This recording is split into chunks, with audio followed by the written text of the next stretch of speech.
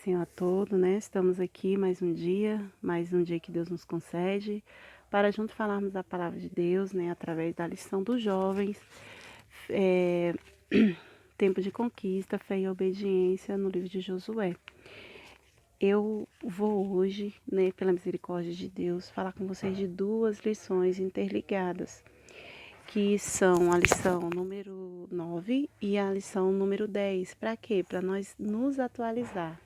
Então, não vou poder me aprofundar muito em cada tópico, eu vou poder falar só resumidamente, tirar somente os objetivos para nós, mas você em casa lê, né? Eu creio que vocês já estão lendo, leem para que vocês tenham mais. Se tiver alguma dúvida, pode mandar nos comentários. Se você tiver pergunta, pode mandar nos comentários aí. E eu estarei respondendo de acordo com cada pergunta. Se eu não souber, eu vou atrás e procuro saber, mas de acordo com os temas, nós estamos aqui. Os gibeonitas enganam a Josué, é o número 9, que era a lição de domingo passado, e a lição número 10, que é a de hoje, né? As lutas dos hebreus no tempo de conquista, da conquista que está no dia 7/6. Então vamos lá, os gibeonitas enganam a Josué. Nós vemos aqui, irmãos, que no texto do dia, portanto, vede prudentemente como andais, não como nécios, né, mas como sábios. Então nós estamos vendo que quando Deus nos chamou, ele nos chamou das trevas para a sua divina luz. Nos tirou do lamaçal do pecado, nos tirou de um charco terrível de lodo.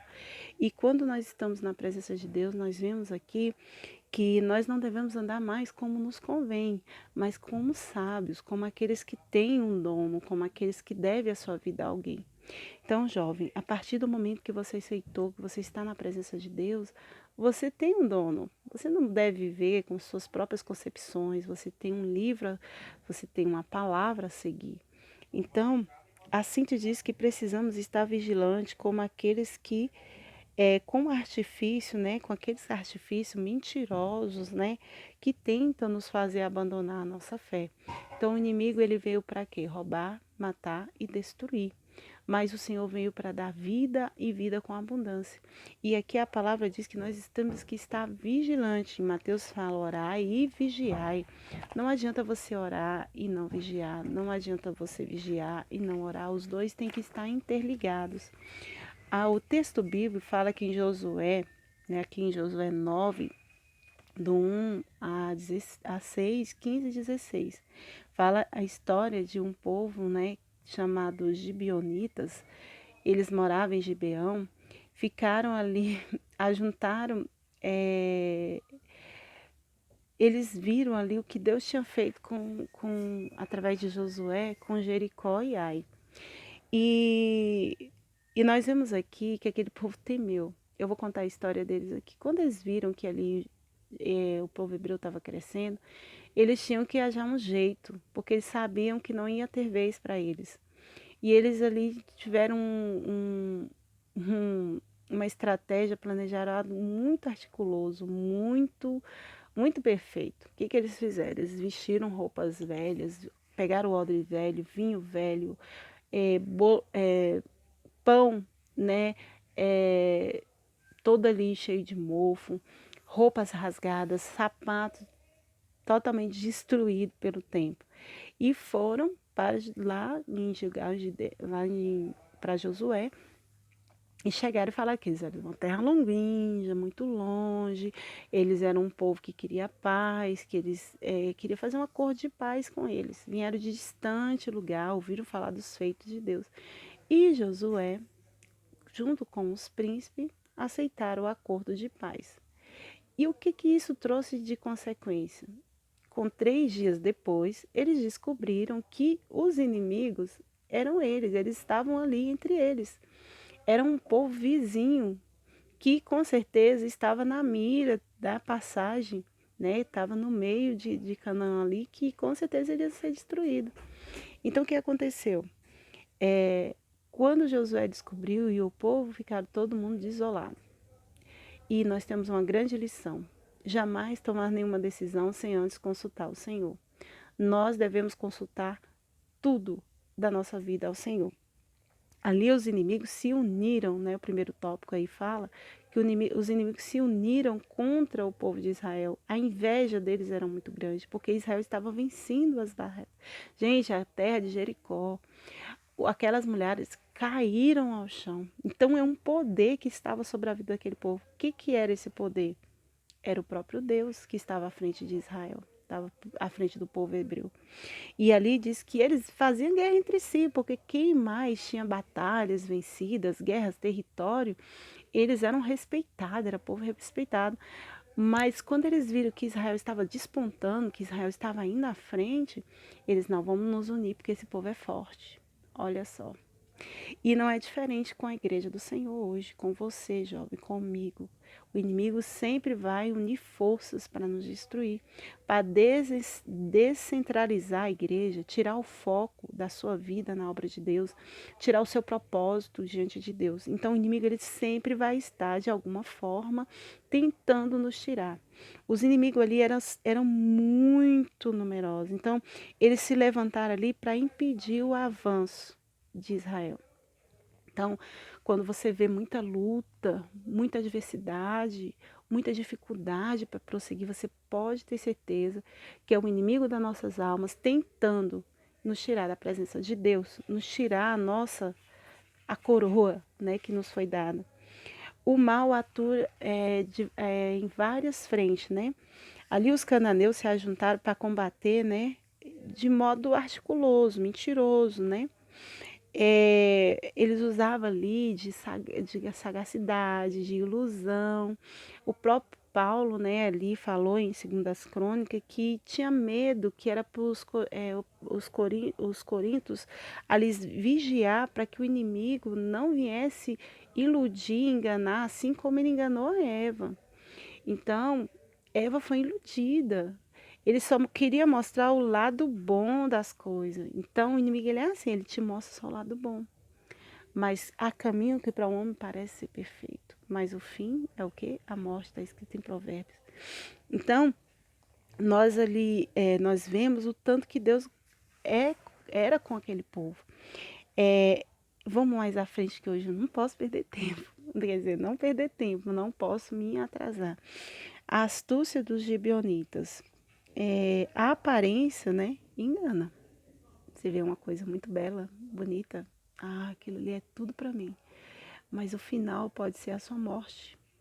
Não física, mas espiritual. Olha o que aqueles homens fizeram. Se vestiram de coitados. Mostraram um lado de paz, de tranquilidade, mas eles eram também vizinhos inimigos de Israel. Mas ali eles estavam usando de astúcia para enganar, eles queriam enganar. Olha, o inimigo ele não vai vir para nós jovens, para você, irmãos, com um chifre, um rabinho e um tridente, não. Ele vai vir ali todo mansinho, com um sapatinho de algodão, com palavras maravilhosas, com uma alusão muito linda, como se você estivesse numa ilha deserta e de repente aparecesse um oásis. Então ele vai vir dessa forma. Ele não vai vir se mostrando. Aí quando você cair na cilada dele, que Deus te livre e te guarde, como aconteceu com Josué, ele foi enganado junto com os príncipes, eles podem ver e ficar isolados, né? Quando aqui já no subtópico 2, a armadilha é descoberta, depois de 3 dias eles descobriram que aqueles homens eram ali, vizinhos. Então, para você ver que nada está oculto aos olhos de Deus, né? A mentira, ela é descoberta, ela não prevalece como verdade diante do povo de Deus, né? Então, é, eles, o problema daqueles líderes é que eles não pegaram conselho com o Senhor e eles foram enganados. Então, nós que somos líderes, você que é pastor de congregação, você que é líder de jovem, de senhora, de criança, peça direção em tudo que você for fazer. Não tome direção de si mesmo, não tenha achismo, porque o achismo faz com que muita gente se dá mal. Infelizmente. A manutenção da aliança. O povo ficou muito irado com Josué e com os líderes, né, com os príncipes. Mas eles usaram o nome de quem? Do próprio Deus. Então o nome de Deus não se usa em vão. Eles fizeram um acordo, uma aliança com aquele povo. E o que aconteceu? Nós vemos que mais tarde Saul ele ia quebrar essa aliança e trouxe uma consequência muito grande. E 2 Samuel 21:12, se você quiser ler lá, porque agora a gente não pode. Mas eles fizeram uma aliança e, e aquele povo incitou eles desfazer. Mas felizmente eles cumpriram, não infelizmente. E nós, quantas vezes falamos para o Senhor que vamos fazer as coisas e não fazemos? Nós não cumprimos. Um exemplo, o casamento. Você, jovem, que está pretendendo casar, está com alguém, vê, eu acho que essa pessoa é alguém para minha vida toda, esse menino, essa menina vai ser para sempre. E quantas vezes você acha que é e não é. Então peça a direção de Deus, porque Deus ele abomina o divórcio. Ele não aceita o divórcio, ele odeia o divórcio. Lá em Mateus, né, capítulo 2, versículo 13 e 2, Malaquias, quer dizer, desculpa. Ele não aceita. É abominável aos olhos de Deus o divórcio. Então, se você está pretendendo casar, peça a direção de Deus. É esse Senhor. É essa, Senhor. Porque quando eu fui casar, tudo eu fazia. Prova do Senhor. Senhor, se for de ti, vai acontecer isso. Se for de ti, vai dar certo. Se for de ti, o Senhor vai preparar tudo para me casar. Agora, se não for de ti, Senhor, me mostra. E vamos aí para 20 anos de casados, então para 21, né? Fizemos 20 esse ano. Então, peça a direção de Deus. A direção de Deus é a melhor. Mesmo que para nós no momento não seja, mas no final você vai ver que é a melhor. Uma história de juízo e misericórdia. Os gibeonitas, Josué chamou eles e ali com certeza chamou a atenção deles porque eles tinham feito aquilo. Mas aquele povo, eles foram humildes, né? Já fazendo todo o resumo do tópico 3, eles foram humildes. Talvez essa humildade tocou o coração do Eterno. E deu essa estratégia a Josué. Eles se tornaram escravos ali do templo, né, da casa do Senhor. Olha, uma maldição se tornou em bênção. Então, ali houve um conceito, um jeito, né? Mas ali houve uma lição também para que em tudo que a gente for fazer, a gente pedir direção do Senhor. Então, aquele povo ali, eles tiveram uma segunda chance, né? Então, quantos não têm essa segunda chance? Tomam decisões e não conseguem reparar o seu erro. Josué tentou reparar e reparou, né? Eles se tornaram ali escravos da casa do Senhor, em vez de morrer à espada como ia ser. Né? A história dos gibeonitas nos ensina importância e lições, né? Duas, né? Muitas, muitas, muitas. Uma delas é que jamais devemos tomar qualquer atitude sem a direção de Deus, sem pedir, né? Sem consultar a Deus. A segunda é que precisamos estar atentos nas ciladas do inimigo, pois ele é articuloso nas suas mentiras. O inimigo ele não vai falar, eu quero te destruir, eu quero te tirar da presença de Deus, eu quero aniquilar com a tua vida, eu quero te levar para o inferno. Ele não fala. Ele fala que tudo é bom, que com ele é melhor, que com Cristo é só essa monotonia, essa vida cotidiana, mas quem tem Cristo, ele não vive no monótono, né? Ele vive em novidade de vida. E vamos para a 10, né? As lutas dos hebreus nos tempos de conquista. O que aconteceu? O texto do dia fala, pois não conquistaram a terra por sua espada, nem seu braço o salvou, mas a tua destra, o teu braço e a tua luz, a luz da tua face, né? Porquanto te agradaste dele. Salmos 44:3.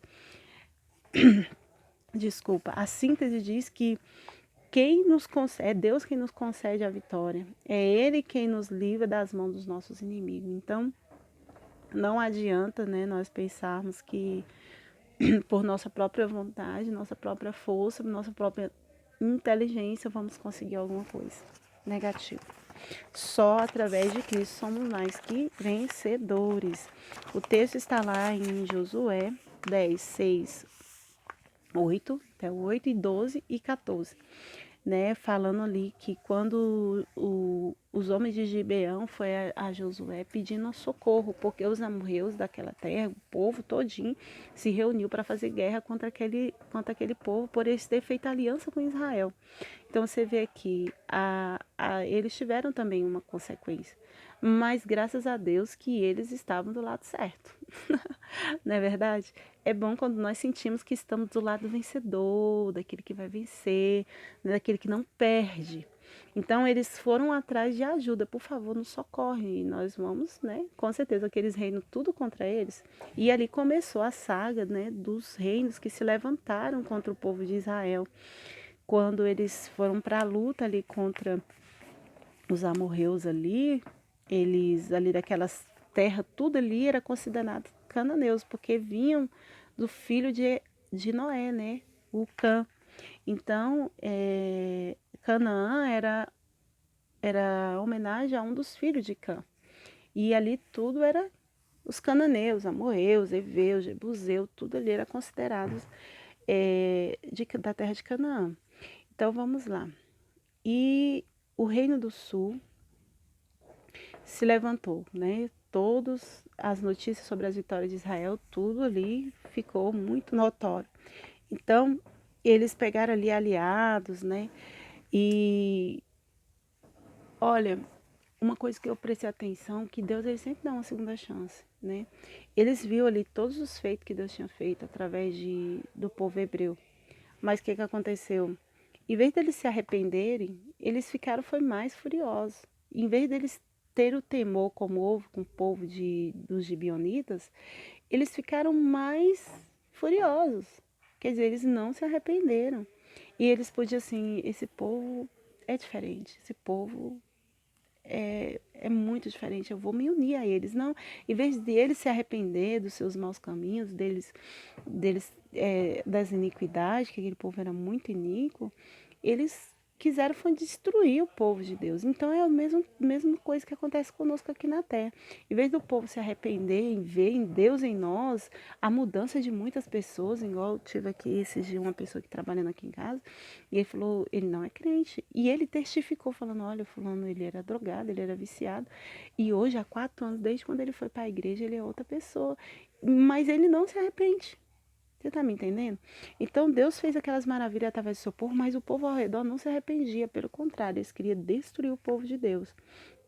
Os inimigos do sul, eles se uniram, né, e foram contra Israel, né? Deus luta por Israel, né? A guerra em defesa dos gibeonitas foi algo marcante para toda a geração. Que quer dizer, num primeiro instante, Deus animou a Josué, que cheio de fé viu Deus agir de maneira extraordinária, conturbando os inimigos. E após enviar uma tormenta-chuva de granito, quer dizer, Deus matou, né, aquele povo, matando milhares, né, com uma chuva. Depois fez um movimento solar, dar um pane, quer dizer, o sol ficou quieto e a lua também, para que eles pudessem ali lutar. Qual foi a oração de Josué? Detente sol, detente lua. Detente sol em Gibeão e detente lua em. Deixa eu ver o nome aqui da cidade que toda vez eu esqueço. Ai, Aijailon, né? Esses nomes são bem diferentes, né? Então, assim, ouvindo o quê? O Senhor, a voz de um homem, Josué. Homem, gente como a gente, que era também falho. Tanto é que ele foi falho que ele teve um momento que ele não consultou a Deus, mostrando que nós somos falíveis, mas Deus ele não é, né? De sorte que quem é fiel, ele tem esse crédito com Deus. Tanto é que Josué, tudo ele foi fiel a Deus. Quando Acã ali, teve ali o episódio de Acã, ele imediatamente usou, ali fez o que Deus tinha mandado, né? Mas a obediência, ela faz com que nós vencemos. Então não adianta você dizer que vai vencer as suas lutas se você não obedecer a Deus, né? Os homens maus, né? Muitas mortes, né? Das nações vizinhas, não deve escandalizar ninguém. Devemos nos escandalizar no depravado e pecaminoso modo de vida dos cananeus. Às vezes a gente vê assim, não sei se já aconteceu com você, mas comigo já. Ai, Jesus, tanta gente morreu, criança, né? Mulheres, e a gente fica pensando, oh meu Deus, eu podia, né, ter poupado. Mas nós devemos prestar atenção que aquele que não seguia Jesus, esse é o fim dele, é a morte. Então, eles tiveram mais uma oportunidade quando aquele povo entrou naquelas terras. Em vez de eles se arrepender como os gibeonitas e pedir paz, não, eles fizeram foi guerra. E se você ler em Levítico 18, fala ali a história como aquele povo era abominável, como aquele povo fazia coisas errôneas. Se você ler lá, eu creio que você vai ler, é o meu dever de casa, você vai ver o tanto que Deus, a ira de Deus se subiu, né? No Apocalipse, antes de Deus desatar o selo, derramar a taça e tocar as trombetas, a sua justiça sobre a terra. João viu o arco celeste ao redor do trono, um sinal da sua misericórdia. Os homens, seja mal como forem, todos os somos, e que varia é a medida da nossa maldade, antes serem objetos de sua santa ira, né? São agraciados com uma oportunidade de arrependimento. Com os reinos do sul não foi diferente. Eles souberam do grande milagre, a travessia do Jordão, né, a batalha de Jericó, como a da conversão do Gibeonita, mas não se retrocederam. Igual eu falei, nós estamos vendo todo momento Deus falar. Mas as pessoas não estão se arrependendo. Nós estamos dizendo que Jesus vai voltar, mas as pessoas não querem largar as suas vidas errôneas. Não querem largar as suas vidas de... Por que Deus não destruiu aquele povo totalmente pelas mãos de Israel? Porque ele estava dando uma segunda chance. E Deus, ele sempre dá uma segunda chance para nós. Agora, nós temos que guardar e pegar essa chance como os gibeonitas aproveitaram, né? O reino do norte, né? Os inimigos, Deus é um dos inimigos do norte.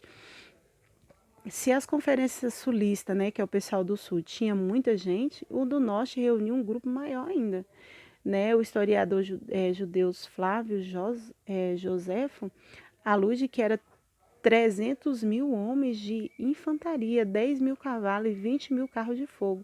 Ao passo que o escritor bíblico diz que, usando uma hipérbole, que o número dele podia ser comparado ao grão de areia. Então era uma metáfora, não sei, uma comparação, né, com a em vista do tamanho do povo hebreu.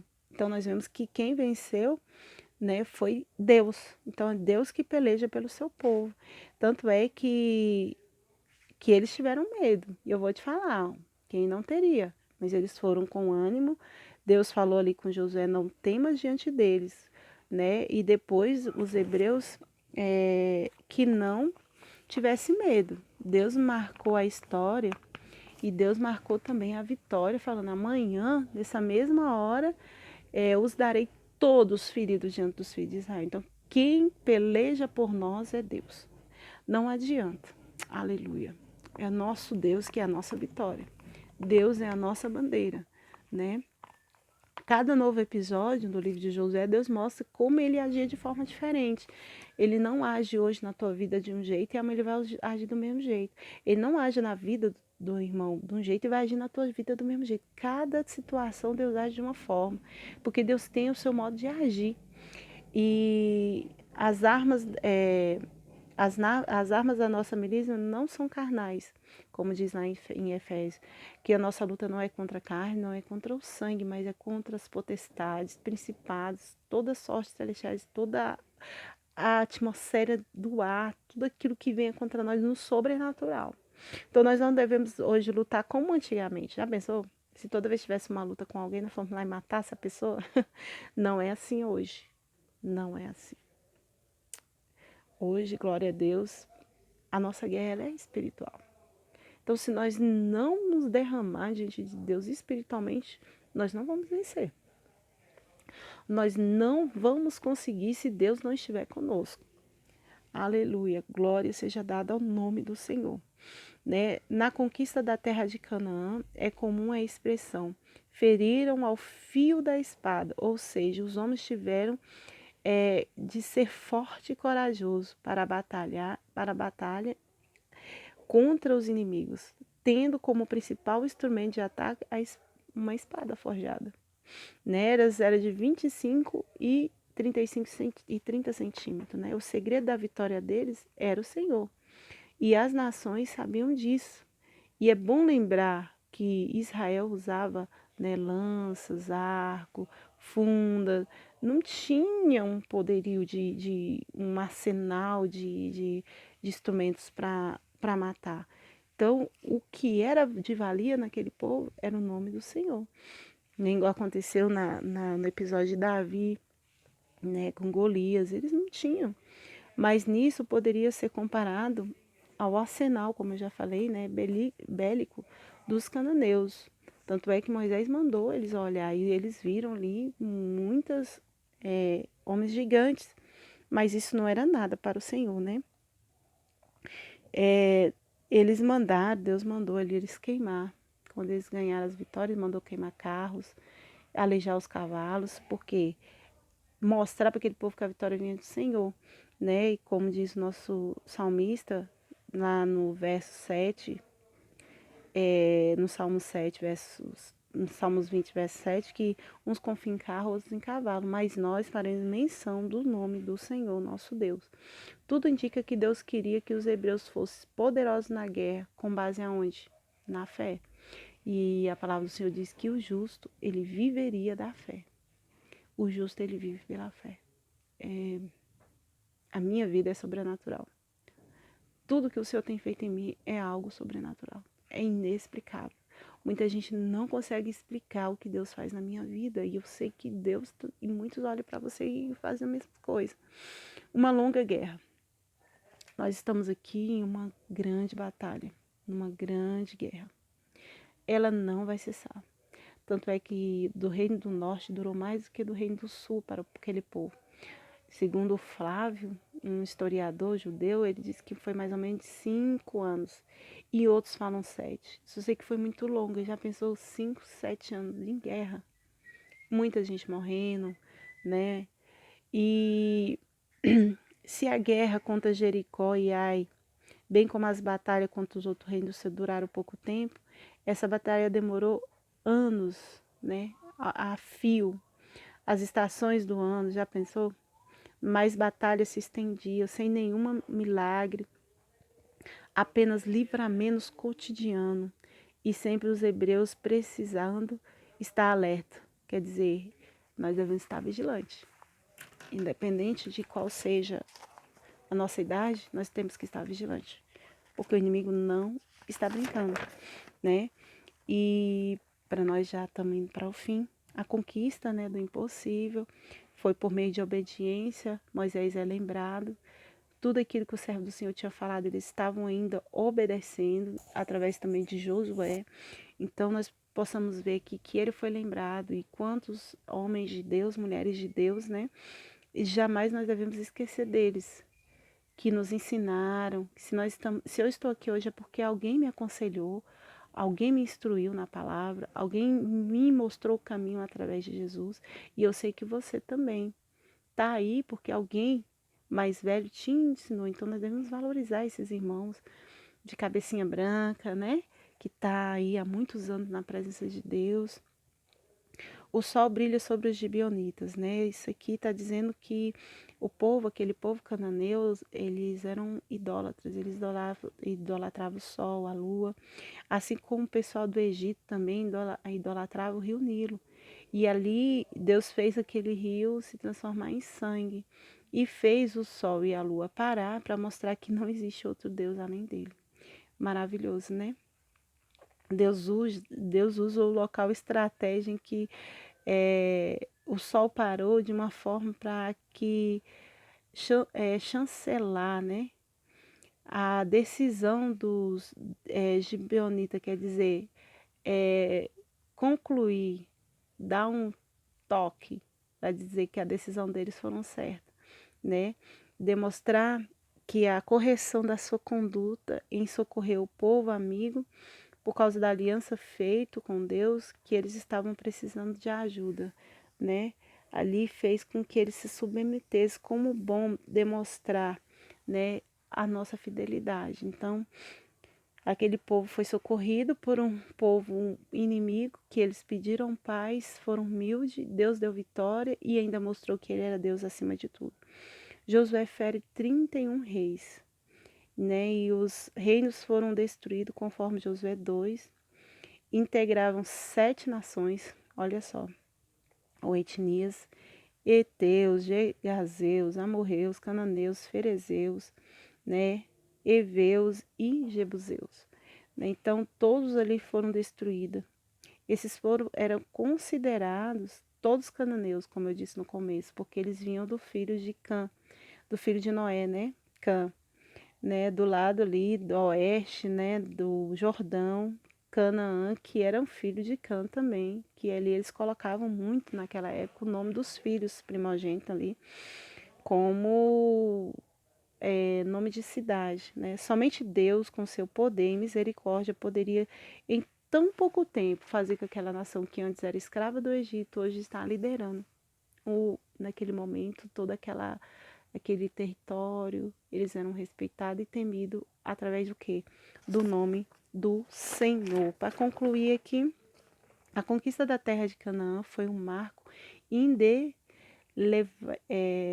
indelével na história do povo de Hebreu. A partir de agora, não havia mais maná caindo no matutino, né? Matutinamente, nem água saindo da rocha, mas alimento que era produzido pela terra. A chuva do céu, beber as águas, né? Dando-lhe a entender que mesmo naquela terra que mana leite e mel, a dependência de Deus ainda seria a única forma de viver bem e feliz. Então, fica para você, né, essas duas lições que independente de onde você esteja, de qual a posição que você tenha, você tem que ser dependente do Senhor para vencer as guerras. Porque em Deus, em Cristo, somos mais do que vencedores por meio daquele que nos amou. Então, fique com essas duas lições. Semana que vem, nosso irmão Fernando estará aí, né? Se Deus quiser, se tiver tido alguns ruídos aí, vai perdoando, porque o povo aí conversando, não sei se está tendo alguma interferência, mas espero que você entenda a palavra de Deus com todo o meu amor, com todo o meu carinho. Vamos orar uns pelos outros para que isso venha passar, né? E que em breve nós estaremos juntos novamente aí nas nossas classes, né? Mas enquanto não, nós vamos estar aqui tentando levar algum conhecimento da palavra de hoje. Foi bem resumido, bem impactado, bem compactado, né? Bem espremidinho, porque duas lições, né? Eu tentei trazer de uma forma para você entender. Que Deus te abençoe. Ore por nós, compartilhe. Se tiver algum comentário, tiver alguma dúvida, pode nos perguntar e vai ser um prazer em nós responder. Que Deus abençoe em nome de Jesus. Amém.